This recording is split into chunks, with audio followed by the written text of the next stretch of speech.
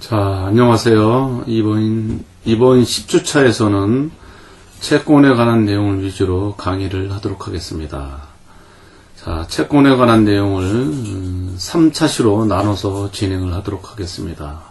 모처럼 본 강의를 통해서 여러분들이 채권에 대해서 잘 이해하는 시간이 되기를 바랍니다. 1차시를 진행하도록 하겠습니다. 이번 차시에서는 먼저 신용 등급과 금리에 대해서 이해하는 시간을 갖도록 하겠습니다.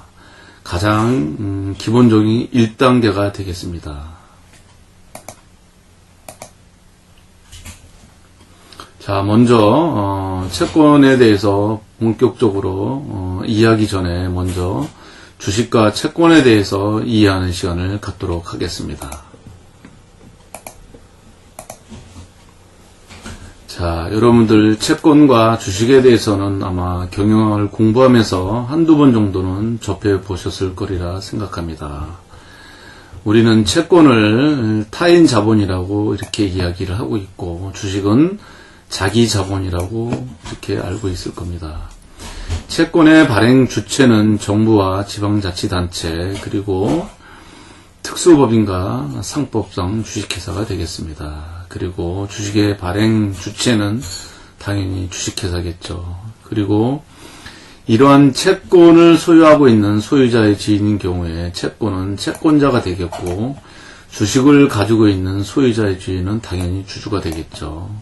그리고 이러한 주식이나 채권을 가지고 있을 경우에 경영권을 참가할 수 있는 유무에 따라서 구분을 할 수 있습니다.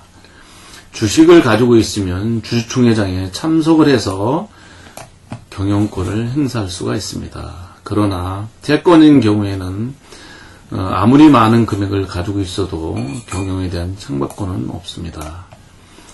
자, 그러면 이러한 채권과 주식을 가지고 있을 경우에 권리가 어떠한 내용이 있는지 한번 살펴보도록 하겠습니다. 자, 채권인 경우에 회사 정리 절차 등에서 채권단에 참여할 수가 있습니다. 또한 정해진 기간 동안 정해진 이자율에 의해서 확정된 이자를 받을 수가 있습니다. 그리고 주식에 우선해서 자녀 재산에 대한 분배권을 받을 수 있습니다. 자, 이번에는 주식을 가지고 있을 때의 권리입니다. 당연히 주식을 가지고 있으면 주주총회장에 가서 의결권을 행사할 수가 있습니다. 또한 기업이 이익이 난 경우에 그 이익에 의해서 배당금을 받을 수가 있습니다. 또한 채권자보다는 앞서지 못하지만 후순위로서 자녀재산 분배에 대한 그러한 권리를 가지고 있습니다. 자, 이번에는 이러한 주식과 채권의 그 증권에 대한 존속기간입니다. 채권은 상환기간, 잔존기간이 있죠. 그래서 그 잔존기간과 행사를 같이 하고 있습니다. 그러나 주식인 경우에는 그런 기한이 정해져 있죠. 그래서 우리는 증권의 존속기간은 영구기간이다, 이렇게 볼 수가 있습니다. 자, 이번에는 원금 상환입니다. 채권인 경우에 만기가 정해져 있기 때문에 영국의 중앙정부가 전쟁 복구 비용을 마련하기 위해서 원금을 갚지 않아도 되는 그러한 채권인 영구채권, 그 채권을 제약하는 모두 기한이 정해져 있는 그러한 증권이 되겠습니다. 그러나 주식의 경우에는 원금을 상환할 필요가 없죠. 영구증권이 되겠습니다. 물론 회사가 망하면 당연히 주식도 휴지가 되는 건 극히 당연한 얘기죠. 자, 위험에 대해서 살펴볼까요? 위험은 아무래도 주식이 채권보다는 상대적으로 위험이 큰 그러한 증권이 되겠습니다. 그리고 당연히 채권인 경우에 주식보다는 상대적으로 위험이 그러한 작은 증권의 하나가 되겠죠. 자, 어떻습니까? 비교표를 보니 여러분들이 배웠던 주식과 채권에 대해서 다시 한번 이해할 수 있었죠. 자, 그러면 이제 신용 등급에 대해서 먼저 이해를 해보도록 하겠습니다. 회사채뿐만 아니라 국가도 평가기관으로부터 신용등급을 부여를 받고 있습니다. 자, 먼저 국가간에 대한 신용등급을 살펴보도록 할까요? 자, 먼저 우리나라와 중국과 일본의 국가신용등급을 비교해 보도록 하겠습니다. 자, 전 세계에 신용등급을 부여하는 그러한 기관은 크게 세 군데가 있습니다. 자, 미국계인 무디스사와 S&P사가 있고, 그리고 영국계인 피치사가 있습니다.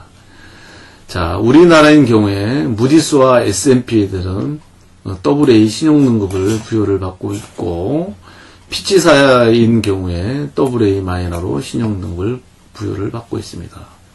자, 중국 볼까요? 중국은 우리나라보다 한 단계가 낮은 AA-의 무디스와 S&P로도 신용등급을 부여를 받고 있고, 피치사로부터는 A+ 신용등급을 부여를 받고 있습니다.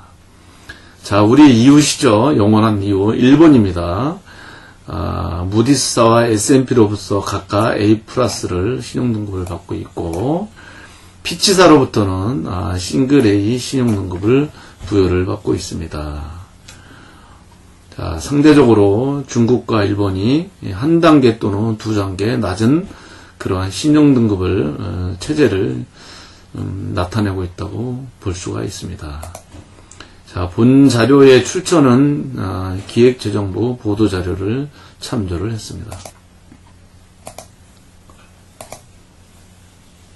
자, 그러면 다른 여타의 나라도 어느 신용등급에 위치되어 있는지 상위 등급 위주로만 살펴보도록 하겠습니다. 남은 등급은 여러분들이 궁금한 나라가 있으면 추후 강의 자료를 보고 참조를 하도록 하겠습니다. 가장 신용등급이 높은 AAA입니다. 무디스 이사인 경우에는 미국, 독일, 캐나다, 호주, 싱가포르 있죠. 아시아에서는 싱가포르이 위치되어 있네요. 그리고 S&P인 경우에는 독일, 캐나다, 호주, 싱가포르, 홍콩이 위치되어 있습니다. 아시아권에서 싱가포르가 홍콩이 되어 있네요. 피치사인 경우에 미국, 독일, 캐나다, 호주, 싱가포르이 되어 있습니다. 그래서 아시아 국가 중에서 싱가포르이 세 군데 모두로부터 가장 높은 신용등급인 AAA를 유지하고 있습니다. 자, AA+입니다. 무디스사인 영국과 홍콩, S&P는 미국, 피치사인은 홍콩이 위치되어 있네요. 하나만 더 볼까요? AA입니다. 한국과 프랑스가 무디스사에 위치되어 있고, S&P에 한국과 영국, 프랑스, 벨기에와 같이 어깨를 겨루고 있습니다. 그리고 피치사인 경우에 영국과 프랑스, 벨기에가 보시면 되겠습니다. 아까 말씀드렸죠. 피치사인 경우에 한국은 AA- 이렇게 되어 있었죠. 이렇게 되어 있습니다. 자, 혹시 다른 나라 궁금한 거 있으면 여러분들이 동표를 보고 살펴보시기 바랍니다. 신용평가회사가 수시로 국가 간의 신용등급을 부여를 하기 때문에 본 내용과 시차에 의해서 다소 차이가 있음을 미리 여러분들에게 말씀을 드립니다. 자, 그러면 이번에는 우리나라 국가신용등급이 어떻게 바뀌어 왔는지 도표에 있는 자료에 한해서만 말씀을 드려볼까 합니다. 자, 무디스사입니다. 2012년 4월 1일에 A1 등급을 받았지만 2015년 12월 19일에 AA2 등급으로 조정이 됐죠. S&P인 경우에 2012년 9월 14일에 A+ 신용등급이 2016년 8월 8일에 AA로 이렇게 상향 조정이 됐습니다. 자, 피치사인 경우에 2008년 11월 9일날 A+였던 것이 2012년 9월 16일날 AA-로 신용등급이 상향 조정이 돼서 유지하고 있습니다. 자, 다음 장을 보도록 하겠습니다.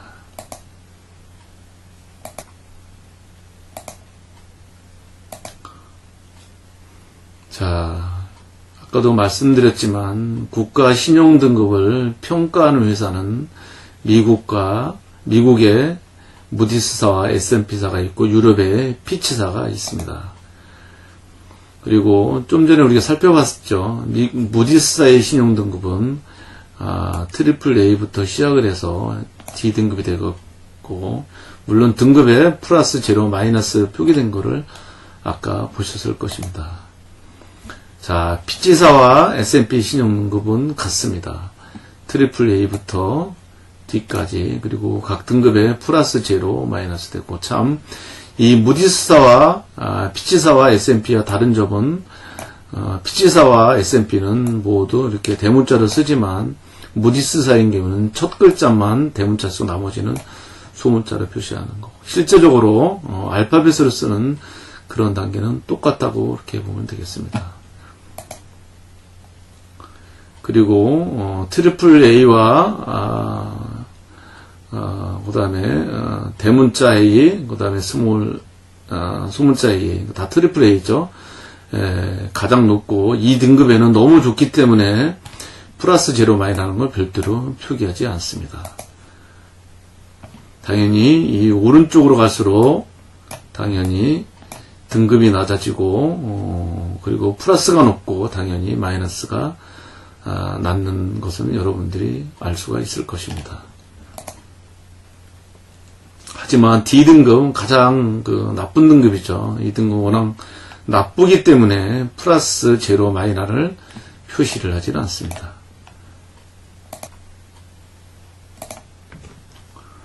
자, 그러면 세계 3대 신용평가사의 주요 현황을 도표로 간략히 살펴보도록 할게요.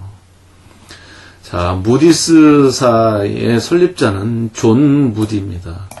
1909년도에 설립이 됐고 매출은 1797로 되어 있습니다. 영업이익 688, 시장 점유율은 38%가 되어 있네요. 그리고 시가총액은 4,948. 평가 대상 국가는 110개국이 되겠습니다. S&P의 설립자는 헨리 푸어고 1860년도에 설립이 됐고 매출과 영업이익 각각 2610과 1014를 보이고 있습니다. 마켓시인 시장 점유율은 가장 높네요. 41.4%를 차지하고 있습니다. S&P는 비상장 상장되지 아니한 그러한 회사입니다. 자, 평가 국가수가 100개국이네요. 그리고 피치사인 경우에는 존 롤스가 설립을 했죠. 1913년도에 매출 558, 영업이익 202 되겠고 시장 점유율은 14.4%가 됐습니다. 마찬가지로 피치사도 S&P사와 마찬가지로 비상장사가 되겠습니다. 그리고 평가 대상 국가는 150여 개국이 됩니다. 자, 이 숫자는 변할 수 있는 그러한 내용입니다.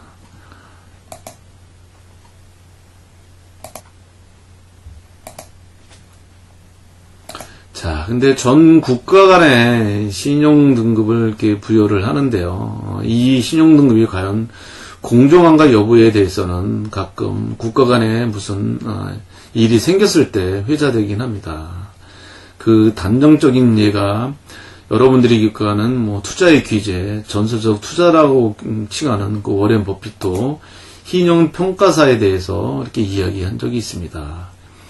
2008년도, 2009년도로 미국의 서프라임 모기지로 인해서 미국의 금융시장이 상당히 어려웠던 그 시기입니다. 이 시기에 당연히 워렌 버핏도 투자를 해서 손실을 당연히 받겠죠. 그래서 물론 투자할 때 각 국가 간의 신용 등급과 국가에서 발행한 다양한 채권에 대해서 신용 등급을 보고 투자를 했겠죠. 그래서 손실을 보고 있을 때 이 버핏이 2009년 6월 2일 날 미 의회 산하의 금융위기 조사위원회는 FCI에 출석을 해서 이렇게 이야기를 합니다. 자, 2008년도 금융위기와 관련해서 과연 신용평가사들은 제대로 역할을 한 것 같진 않다. 왜 사후의 신용등급을 왜 내리냐. 사전에 그러한 위기의식이 있으면 사전에 미리 등급을 하향 조정을 해서 투자자에게 환기를 시켜줘야 되는 거 아닌가. 그래서 그러한 신용평가에 대한 공정성에 대해서 상당히 강도 높게 비판적 평가를 실시한 바 있습니다.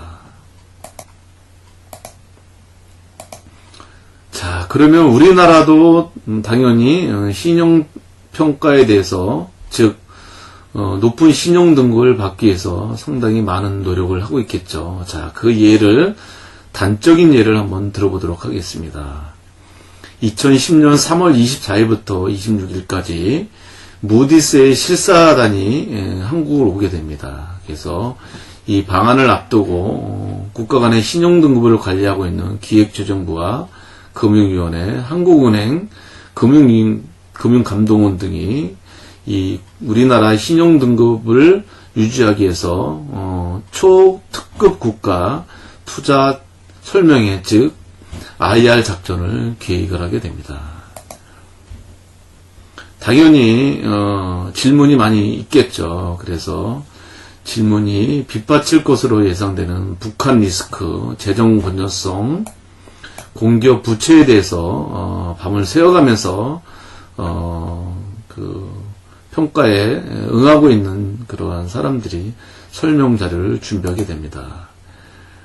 또한 이 실사 단장인 토마스 번 무디스 부사장의 부인이 한국 사람임을 감안해서 방한 기간 동안에도 메뉴까지도 배려하는 그러한 작전을 하게 됩니다. 그러나 이 평가를 잘 받고 그 실사단이 돌아간 날 갑작스럽게 천안함이 침몰하게 됩니다. 당연히 이 실사에 참여했던 한국의 주요 사람들은 침통해졌겠죠. 그래서 우리 경제의 가장 큰 아킬레스건인 북한에스가 대두될 가능성이 아주 높아졌기 때문에 국가정보원 등과 같은 그 관계당국과 밤새서 회의까지 열어서 대응 논리를 개발을 해서 이 무디스에 상세하게 설명을 하게 됩니다. 그리고 무디스뿐만 아니고 S&P와 피치사의 신용평가사의 긴급 공문을 발생해서 이러한 천안함이 침몰이 우리 국가 경제나 금융시장에 영향을 미치지 않으니까 크게 염려되지 않을 것 같다는 그러한 공문을 발송을 해서 우리 신용등급을 유지하려는 그러한 노력을 한 그러한 아주 사례가 있었습니다.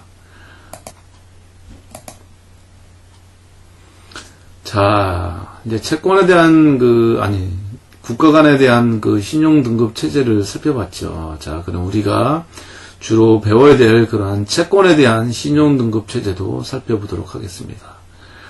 채권에 관한 신용등급 체계도 국가 간의 그 신용등급 체계와 거의 똑같습니다. 트리플 A부터 더블 A, 그리고 싱글 A, 그 다음에 트리플 B, 그 다음에 더블 B, 싱글 B, 트리플 C, 더블 B, 더블 C, 싱글 C, 그 다음에 싱글 D로 구성이 되어 있습니다. 자, 먼저 우리가 투자 적격인 등급과 투자 부적격인 등급을 먼저 구분을 해보도록 하겠습니다. 먼저 적색으로 제가 표시해놨죠. 트리플 A부터 이 B등급까지는 투자 적격 등급입니다. 그리고 이 더블 B 등급부터 D까지는 투자 부적격 등급인 정크 본드라고 칭하고 있습니다. 그래서 일반적으로 상법상 회사에서 발행하는 채권이 시장에서 발행이 잘 되고 유통이 되려면 당연히 투자 적격 등급인 트리플 B 이상은 부여를 받아야만이 채권을 발행을 할 수 있습니다. 자, 가장 높은 신용등급을 제가 한번 읽어볼까요? 트리플 A입니다. 원리금 지급 확실성이 최고 수준으로 투자 위험도가 극히 낮고 현 단계에서는 합리적으로 예측 가능한 장래에 어떠한 환경 변화에도 영향을 받지 않을 만큼 아주 안정적입니다. 자, 트리플 B를 한 번 더 볼까요? 원리금 지급 확실성은 인정이 되지만 장래 환경 변화로 지급 확실성이 다소 저하될 가능성이 있다고 이렇게 보고 있습니다. 자, 투자 부적격 등급인 그 D를 한번 볼까요? 원금 또는 이자가 지급 불능 상태에 놓여 있습니다. 자, 이렇게 채권은 트리플 A부터 싱글 D까지 10단계로 표기를 하고 있습니다. 그리고 더블 A부터 B 등급까지는 요 AA부터 요 B 등급까지는 상대적인 우열에 따라서 또 플러스 마이너스 기호가 부여를 합니다. 따라서 같은 AA에도 AA 플러스가 이 AA 마이너스보다는 훨씬 더 신용 등급이 우위에 있다고 보면 되겠습니다. 그리고 가장 높은 신용 등급인 트리플 A나 그 다음에 이 CC, 트리플 C부터 D까지는 플러스 마이너스 기호를 부여하지 않습니다. 자, 그리고 같은 등급 내에서도 전망제도가 따로 있습니다. 예를 들어서 싱글 A 플러스 중에서도 또 이렇게 여러 개 나눌 수 있습니다. 그래서 먼저 싱글 A 플러스 중에서 안정적이 있고 그 다음 단계에는 긍정적이 있고 그 다음 단계는 부정적이 있고 그 다음 단계는 유동적이 있고 그 다음 단계는 없음으로 되어 있죠. 당연히 같은 등급에서도 가장 위에 있는 게 가장 좋은 그러한 상태라고 볼 수 있습니다. 가장 높은 거랑 가장 낮은 거랑 한번 볼까요? 자, A 플러스 스테이블이다. 이럴 경우에는 향후 1년 동안 내에서 등급의 변동성이 가장 낮은 경우다. 이렇게 보고 있습니다. 그리고 만약에 싱글 A 플러스 넌이다. 그럴 경우에는 레이팅 웨이치가 부여되었거나 또는 C 등급 또는 D 등급인 경우. 제가 말을 잘못했네요. 보통 일반적으로 없음이라는 거는 뭐 신용 등급이 낮은 상태를 표시하는 거네요. 대체적으로 그 안정적하고 이제 긍정적인 부분이 거의 뭐 같은 등급 내에서 좋은 전망 제도로 이렇게 나타낸다고 볼 수가 있습니다. 자, 우리나라의 신용평가사를 살펴보도록 할게요. 우리나라 회사채에 대한 신용등급을 평가하는 회사는 세 군데입니다. 한국신용평가, 한국기업평가, 그 다음에 나이스 신용평가입니다. 한국신용평가는 85년 2월에 설립되었고 현 대주주는 무디스사입니다. 한국기업평가는 1983년 12월에 설립되었고 현 대주주는 피치사가 되겠습니다. 그리고 나이스 신용평가사는 86년 9월에 설립이 되었고 나이스 홀딩스에서 100%를 가지고 있습니다. 이 외에 개인들에 대한 그러한 평가를 하는 그러한 신용평가사도 있습니다.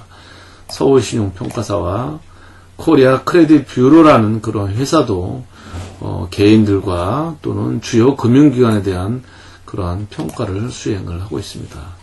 그러나 결론적으로 말씀드리면 우리나라 회사에 대해서 신용등급을 부여하는 그러한 평가사는 요 세 군데라고 보면 되겠습니다.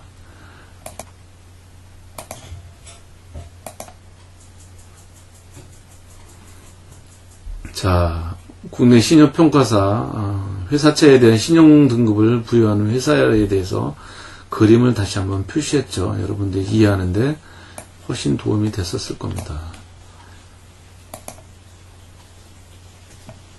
자, 그 다음에 마켓쇼를 볼까요? 비슷비슷합니다.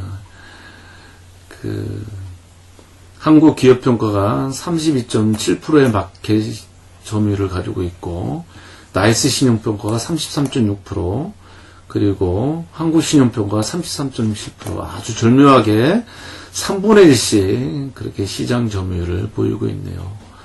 뭐, 크게 경쟁하는데 무리가 없는 그런 아주 뭐 효율적인 그러한 그 시장 점유율을 가지고 있다고 보면 되겠습니다.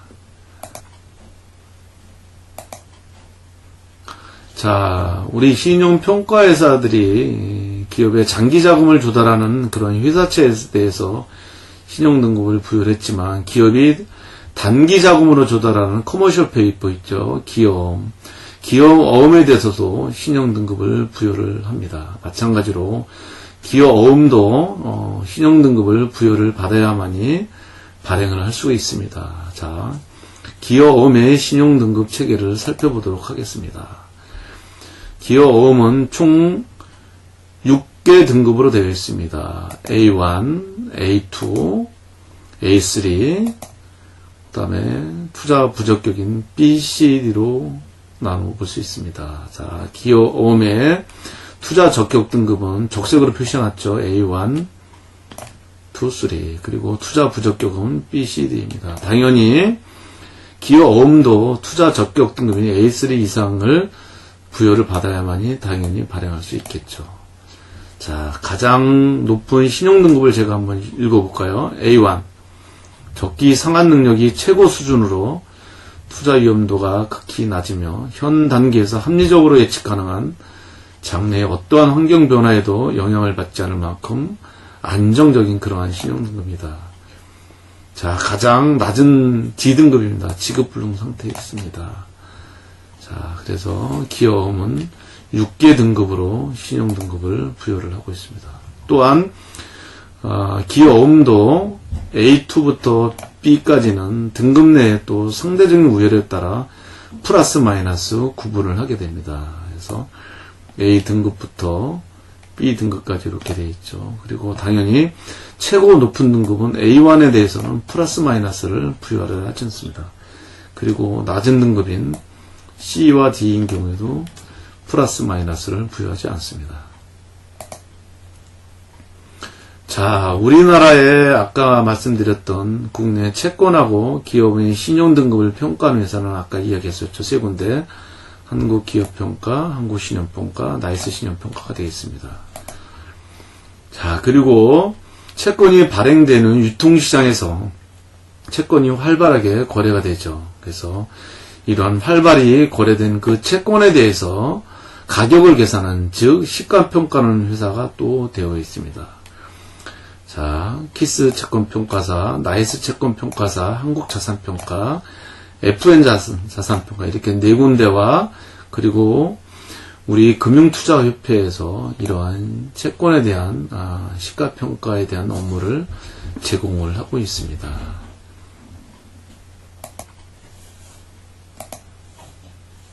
자, 그러면 채권에 대한 신용등급 체제, 그 다음에 기여어음에 대한 신용등급 체제를 이해했죠. 자, 그러면 금리에서도 한번 이해하는 시간을 한번 볼까요? 자, 금리는 뭐 여러 형태로 나눠볼 수 있습니다. 기업들이 자금 조달하기 위해서 하는 조달금리와 그 다음에 또 투자금리 이렇게 볼 수도 있고, 또는 기업이 단기적으로 자금을 조달할 거냐 장기적으로 조달할 거냐에 따라서 또 구분할 수 있습니다.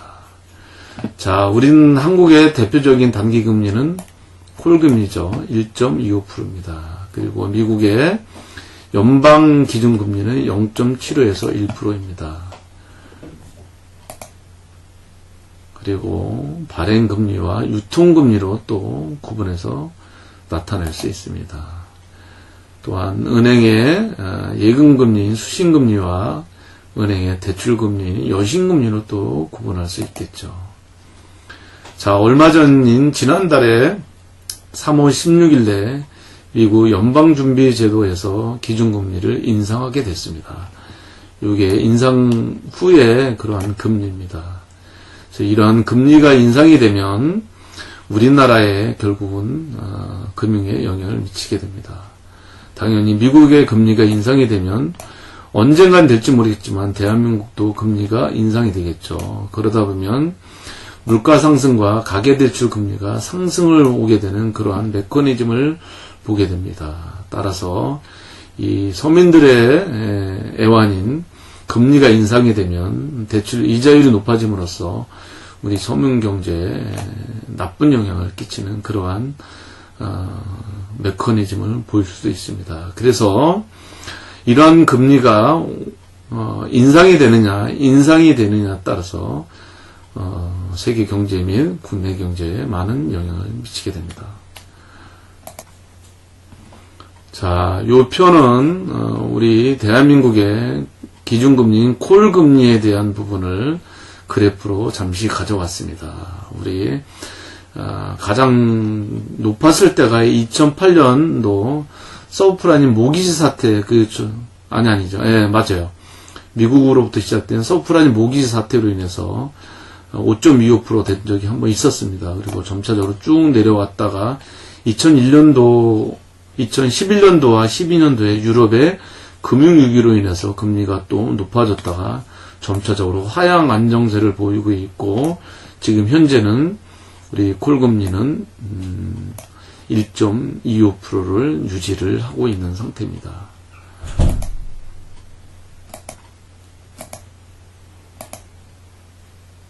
자, 좀 더 연도별로 변경 일자에 대해서 제가 그래프로 가져왔습니다. 1999년도부터 2016년도까지 되어 있습니다. 자, 여기 보면 적색으로 표시되어 있죠.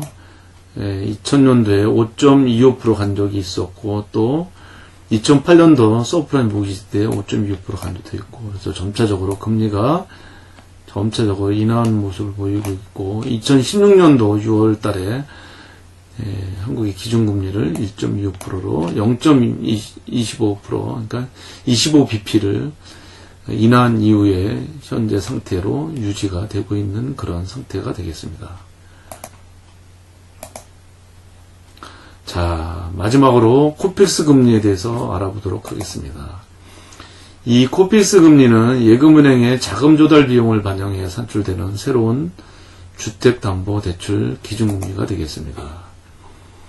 자, 두 가지가 있습니다. 조달자금 잔액에 적용된 금리의 가중평균이 이 잔액 기준 코픽스가 있고, 또 월중 신규로 조달된 그러한 자금에 적용된 금리의 가중평균인 신규 취급의 기준 코픽스로 나눠져 있습니다. 자, 이러한 코픽스에 산출의 대상이 되는 자금 조달 상품에는 정기예금과 정기적금, 상호부금, 그리고 주택부금, CD 양도세 예금 등서, RP인, 환매조건 무채권 매도와 표적원 매출, 금융채가 되겠습니다. 그리고 이 코픽스에 제어가 되는 그러한 채권이인과 금융상품이 있습니다. 후지신차 전화사채, 요구불 예금과 수시 입촉 예금은 포함이 안 되게 되어 있습니다. 자, 은행연합회는 여러 은행들의 자금 조달 총액하고 가중평균 금리 등의 정보를 모아서 월말 잔액 기준 및 월중 신규 지급액 기준인 코스피를 산출해서 그 은행연합회 홈페이지를 통해서 공시를 하게 됩니다. 2010년 6월 16일부터 매달 15일 날 3시에 공시를 하고 있습니다. 자, 2017년 3월 기준에서 신규 취급액 기준 코픽스는 1.48이고 잔액 기준 코픽스는 1.6%가 되겠습니다. 자, 여타 다른 금리를 살펴보도록 하겠습니다. 자, 4월 7일 현재입니다. 콜금리 아까 말씀드렸죠. 1.6%, 그리고 양도성 예금증서 3개월짜리 1.45%, 그리고 KTB 3개월입니다. 이 KTB는 코리아 트레저리 본드, 그래서 대한민국 정부가 발행하는 국고채권입니다. 줄여서 국채라랍니다. 요거 3M은 3months죠. 3개월짜리 1.297 나타내고 있고, 3년짜리 국채는 1.680, 그리고 5년짜리 채권은 1.880을 나타내고 있습니다. 그리고 우리 회사채의 그 기본 표본은 AA-입니다. 3년짜리고 2.119%.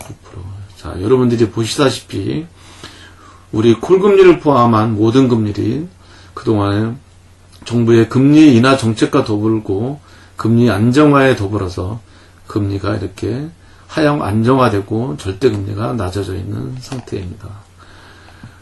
자, 여러분들 이번 1차 시에서 국가와 채권과 기업어음에 대한 신용등급 체계를 살펴봤고, 그리고 금리에 대한 그러한 아주 기본적인 내용에 대해서 살펴보았습니다.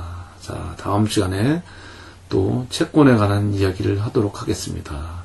자, 여러분들